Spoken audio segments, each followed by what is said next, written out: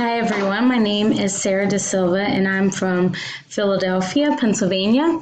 My most recent work experience was I was the program coordinator of a program for a nonprofit at the local county jail that worked with mostly pregnant women who were incarcerated, but also new mothers with children from ages 0 to 3.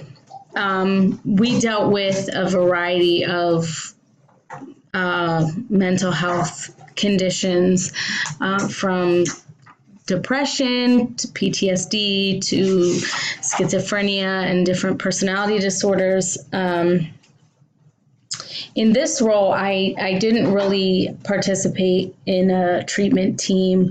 I wasn't a part of making any diagnoses. That's kind of above, at the time, my position and skill level. But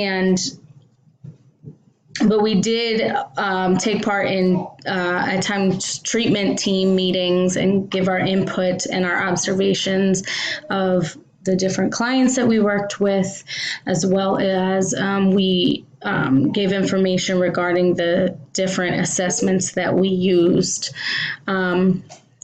So yeah, I'm excited for this course. I'm excited to hear about your experiences and get to know you all better and learn from each other. Thanks.